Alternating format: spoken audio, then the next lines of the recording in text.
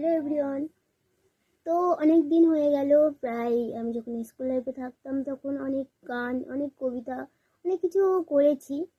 যখন স্কুলে অনুষ্ঠান হতো তখন স্যারেরা মানে বলতো, করতাম, টুকটাক করেছি।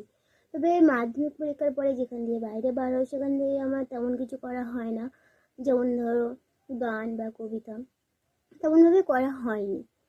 তো এখনো পর্যন্ত অনেক দিন এগুলো আমি প্র্যাকটিস করি না, আগে টুকটাক করতাম। তো আমার আজ মনে হলো যে একটা কবিতা আবৃত্তি করে তোমাদেরকে শোনাই। তো আমি জানি না কেমন হবে, কারণ আমি অনেকদিন প্র্যাকটিস করি না, আর এখন আমি প্র্যাকটিস করিনি। আমি আগে এই কবিতাটা বলেছি একবার, তাই জন্য চেষ্টা করছি, কতটা হবে জানি না।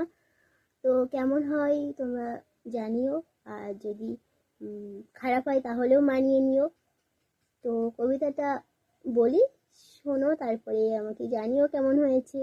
তো তো আমি এখন আবৃত্তি করে শোনাবো আমাদের কবিগুরু রবীন্দ্রনাথ ঠাকুরের হারিয়ে যাওয়া কবিতা। তো চলো শুনে নাও, জানি না কতটা কি হবে, চেষ্টা করছি। ছোট্ট আমার মেয়ে সঙ্গিনীদের ডাক শুনতে পেয়ে সিঁড়ি দিয়ে নিচের তলায় যাচ্ছিল সে নেমে, অন্ধকারে ভয়ে ভয়ে থেমে থেমে।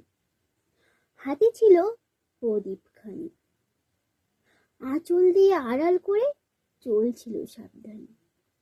আমি ছিলাম ছাদে, তারাই ভরা চৈত্র মাসের রাতে। হঠাৎ মেয়ের কান্না শুনে উঠে দেখতে গেলাম ছুটে। সিঁড়ির মধ্যে যেতে যেতে প্রদীপটা তার নিভে গেছে বাতাসেতে।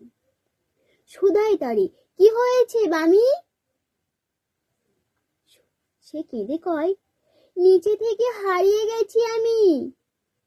তারাই ভরা চৈত্র মাসের রাতে ফিরে গিয়ে ছাদে মনে হলো আকাশ পানে চেয়ে আমার বামির মতো এমন এক মেয়ে নীলাম্বরের আঁচল খানি ঘিরে দীপশিখাটি বাঁচিয়ে একা চলছে ধীরে ধীরে।